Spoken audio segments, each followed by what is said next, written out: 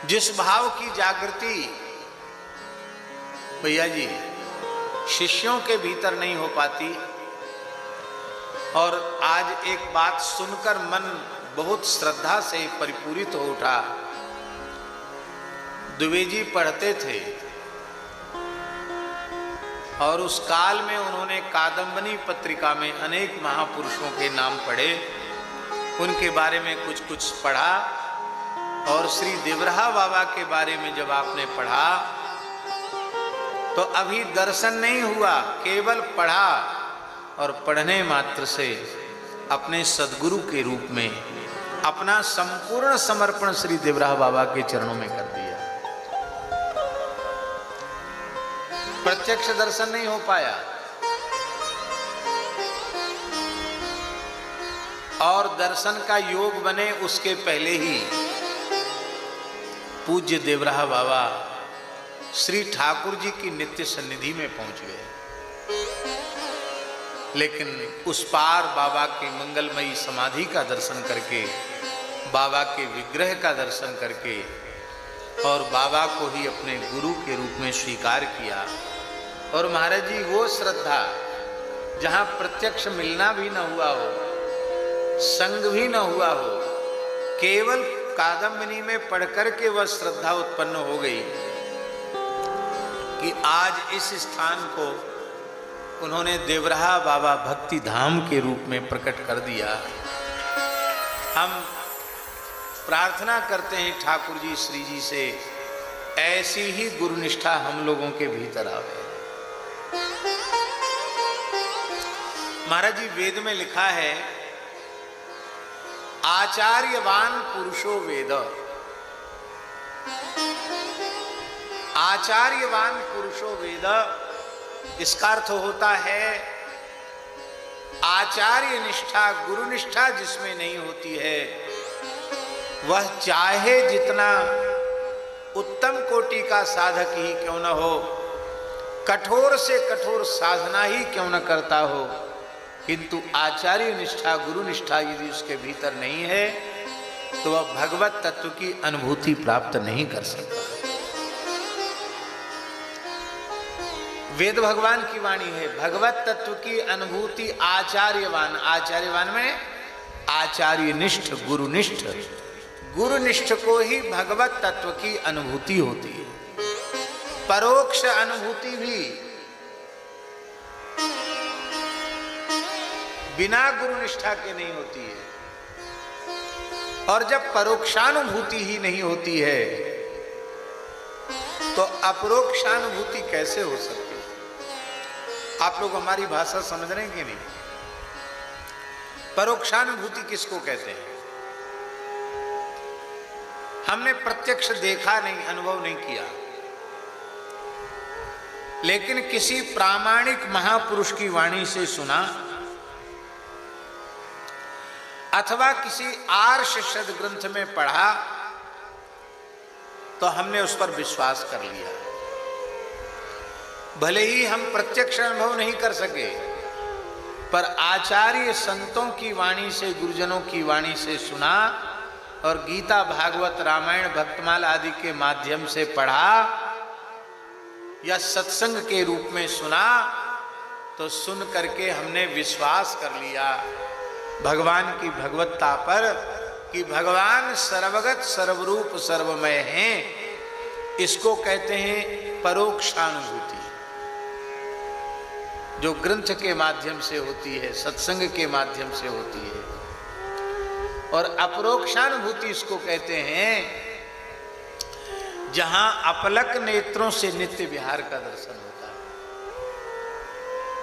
भाव समाधि में पलक भी नहीं गिरते। श्री स्वामी हरिदास जी, श्री स्वामी अग्रदेवाचार्य जी, श्री गोस्वामी तुलसीदास जी, ऐसे संतों को जो अनुभूति प्राप्त होती है उसको कहते अपरोक्षानुभूति। इसी कलिकाल में नामदेव जी महाराज को 56 बार भगवत साक्षात्कार हुआ। इसी कलिकाल में भक्तराज नरसिंह मेहता को 52 बार भगवत साक्षात्कार प्राप्त हुआ।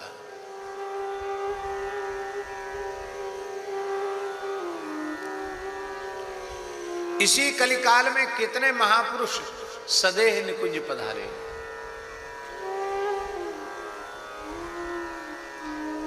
ये तब होता है जब अपरोक्ष अनुभूति होती है, और परोक्ष अनुभूति भी गुरु कृपा के बिना नहीं, और प्रत्यक्ष साक्षात्कार भी गुरु कृपा के बिना।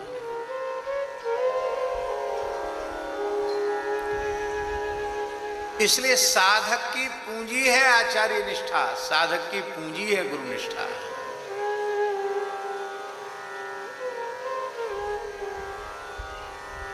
महाराज जी, पूर्वाचार्यों ने जो कुछ अलभ्य वस्तु प्राप्त की,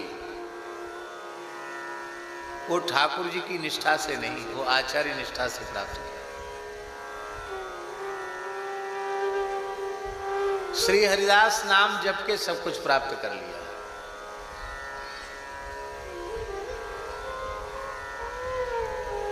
हमारे यहां रेवासा पीठ का एक ग्रंथ है, श्री रसकांति लताजू का, महान पूर्वाचार्य हुए हैं रसकांति लताजू, उनका लिखित ग्रंथ है। उसमें महाराज जी उन्होंने कहा कि आप इस श्री सीताराम जी की नित्य विहार की, नित्य रास की मधुरोपासना का अनुभव करना चाहते हैं तो कुछ मत करो। इस तरह के निष्ठा के 100 छंद लिखे उन्होंने। केवल श्री अग्रदास नाम का जप करो। सीपिय प्यारी अवध बिहारी, जय जय श्री अग्रदास दुलारी, और फिर अग्रदास दुलारी सब कुछ कर देंगे। तुमको कुछ करने की आवश्यकता नहीं। इसके मूल में क्या है? इसके मूल में केवल आचार्य निष्ठा है। हमारे वृंदावन के राधा वल्लभ संप्रदाय के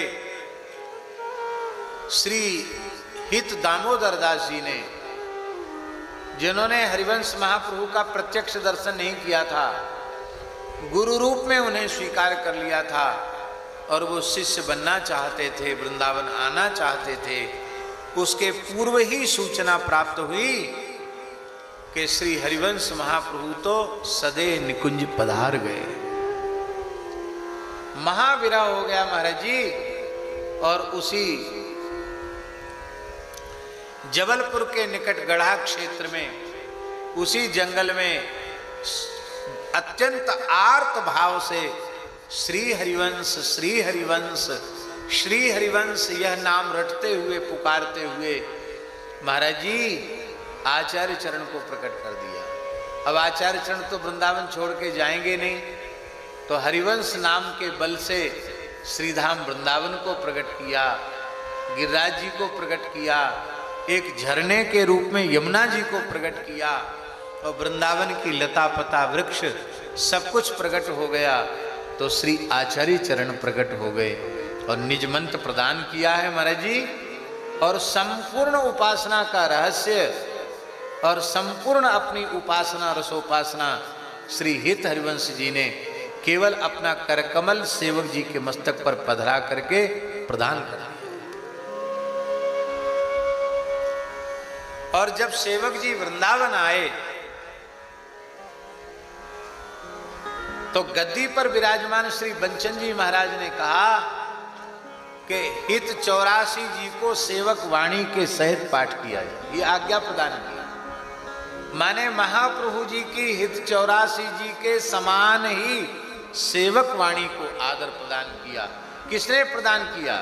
हरिवंश महाप्रभु जी के बाद जो उनके ज्येष्ठ सुपुत्र लाल जी गद्दी पर विराजे, श्री बंचन जी महाराज। आचार्य निष्ठा बहुत अद्भुत है, बड़ी अनुपम है। आज भक्तमाल ग्रंथ का शुभारंभ पूज्य महाराज जी ने किया, और महाराज जी ने सत्संग की बड़ी अद्भुत महिमा का वर्णन किया।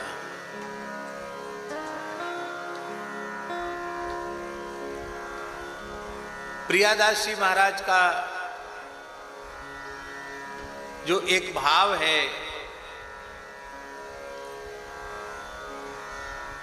कि भक्ति तरु पौधा ताहि विघ्न डर छेरी हूँ को। भक्ति तरु पौधा ताहि विघ्न डर छेरी हूँ को। बारी दे विचार बारिशी चो सत्संग सो। लगवी बढ़न गोदा चहु दिश कढ़न सो। चढ़न आकाश यश फैलो बहुरंग सो।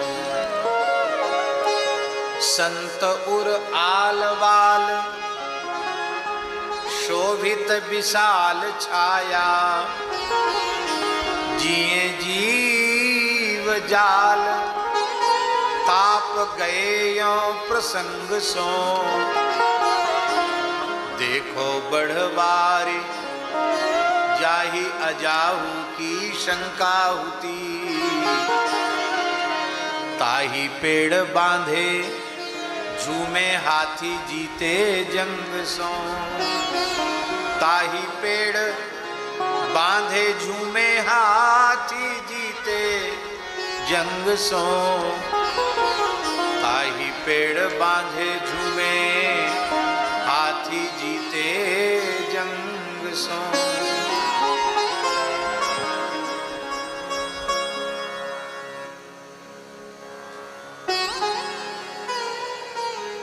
बीज का वपन कहाँ होता है? बीज कहाँ बोया जाता है?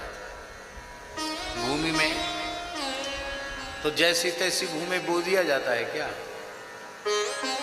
ऊसर में बोया जाता है क्या? बंजर में बोया जाता है क्या?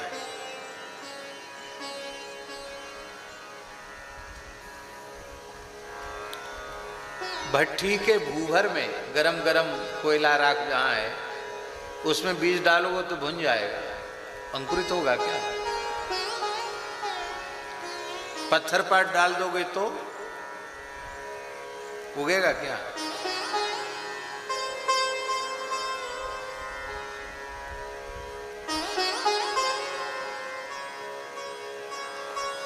उत्तम क्षेत्र का बीज, उत्तम क्षेत्र में ही बीज का वपन किया जाता है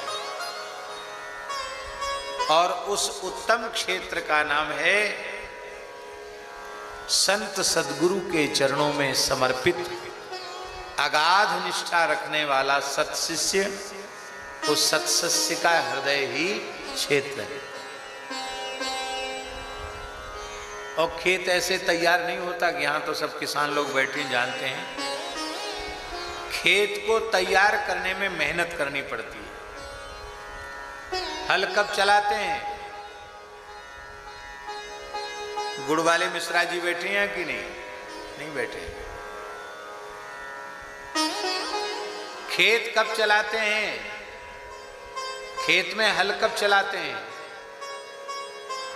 खेत में हल तब चलाते हैं जब थोड़ी पानी की वर्षा हो जाती है, खेत में थोड़ी नमी आ जाती है। फिर कहते भाई बुआवनी के लायक, बोनी के लायक अब हो गया, अब हल चलाओ। महाराज जी, ये संत दर्शन और संत के वचनामृत से भगवत भागवत चरित्र रस वर्षण, यही वर्षा है। और इस वर्षा से साधक का हृदय रूपी खेत सरस होता है। फिर संत वचन ही थाल बन करके गहरी जुताई करते हैं हृदय की। कूड़ा करकट कांटे कंकड़ पत्थर भाटे, ये सब काम क्रोध के भाटे निकाल करके, पत्थर निकाल कर बाहर करते हैं। फिर समता रूपी चौवत लगा करके, पाटा लगा के उस खेत को समतल करते हैं। इतनी तैयारी जब साधक की ओर से हो जाती है और इसके बाद जब सद्गुरु भगवान कृपा करके श्री हरिनाम सुनाते हैं तो भक्ति रूपी पौधा प्रकट हो जाता है। बीज बोने पर सब, किसी भी बीज को बोओगे तो बीज बोने पर सबसे पहले 2 दल आते हैं। क्या आते हैं? 2 ही पत्ता आते हैं कि नहीं आते हैं? ऐसा नहीं कि ज्यादा पत्ते आ जाएं, 2 दल आते हैं। और श्री गुरु महाराज जब नाम रूपी बीज को कर्णरंध्र से हृदय रूपी खेत में बोते हैं तो 2 दल प्रकट होते हैं।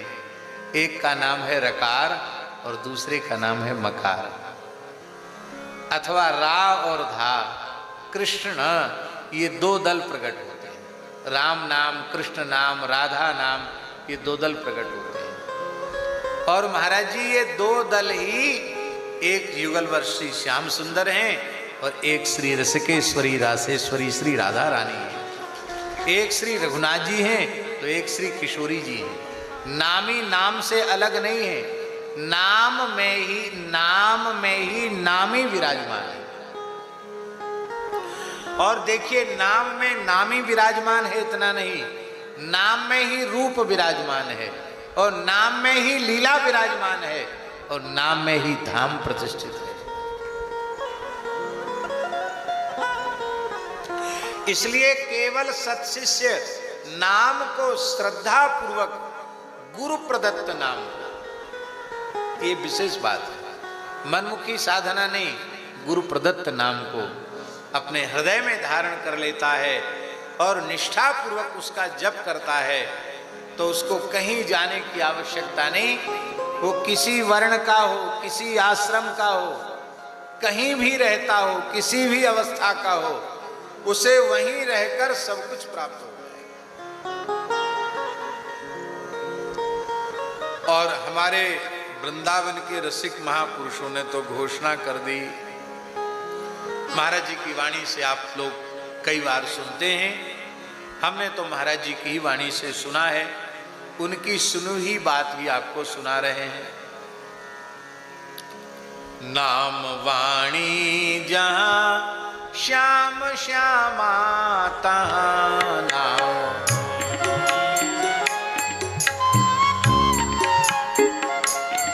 नाम वाणी जहां श्याम श्यामा तहां, नाम वाणी जहां श्याम श्यामा, नाम वाणी जहां श्याम श्यामा तहां,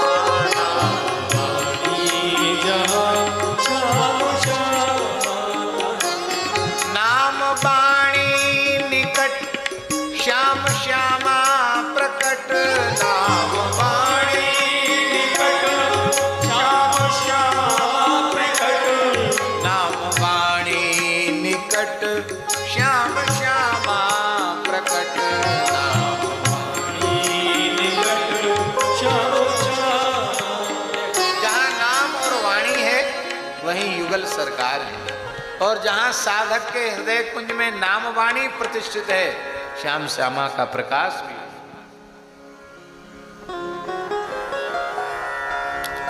स्वामी जी के चरित्र में जुगल नाम सोने जपत नीत कुंज बिहारी, जुगल नाम सोने जपत नीत कुंज बिहारी, अवलोकत रहे के सखी सुख के अधिकारी,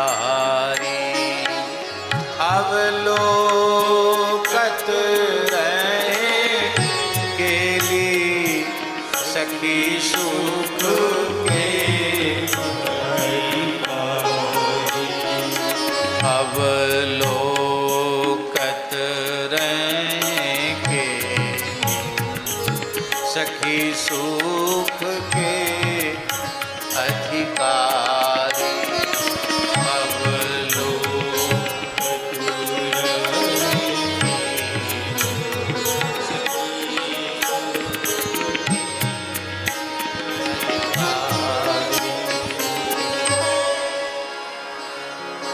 ये हम बता रहे हैं, नाम से ही वहां तक की गति है।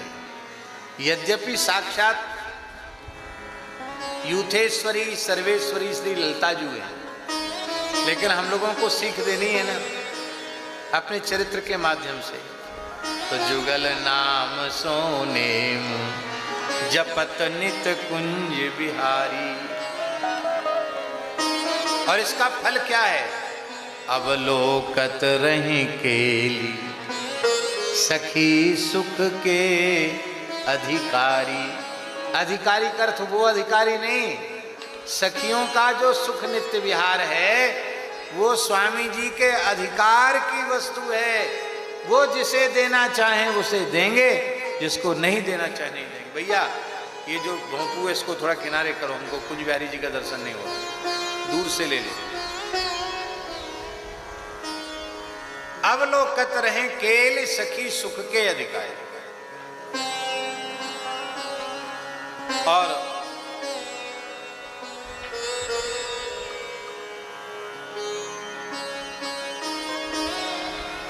अग्र स्वामी जी के चरित्र में जब नाभाजी वर्णन कर रहे हैं, श्री अग्रदास हरि भजन बिना काल वृथा नहीं बीतयो।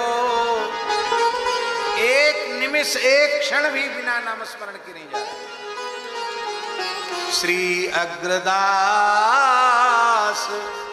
हरि भजन बिना काल वृथा नहीं बीतयो। सदाचार ज्यों संत प्राप्त जैसे करियाए। सेवा नित्य विहार की सेवा महल की टहल, सेवा सुमिरन सावधान। सेवा सुमिरन सावधान चरण राघव चित लाए। प्रसिद्ध बाग सो प्रीति सुहथ कृत करत निरंतर। निरंतर निकुंज की सेवा। और अब आगे की बात, रसना निर्मल नाम। रसना निर्मल नाम। ये नाम के आगे निर्मल विशेषण क्यों लगाया? हम लोग दूसरी चीज में मिलावट कर देते हैं। कथा कहेंगे तो उसमें मिलावट, लीला करेंगे तो उसमें भी मिलावट करते हैं। लीला कथा ध्यान सब में मिलावट करते हैं, पर कोई माई का लाल ऐसा पैदा नहीं हुआ जो नाम में मिलावट कर सके। ये तो एकदम शुद्ध सौदा है, खरा सौदा है। इसलिए रसना निर्मल नाम मनहु बरसत धाराधर। धाराधर का मतलब होता है जैसे सावन भादों में अखंड जल की झरी लग जाए, कहते झिर खुल गई, बिल्कुल बंद ही न हो, एकदम जोर की बारिश।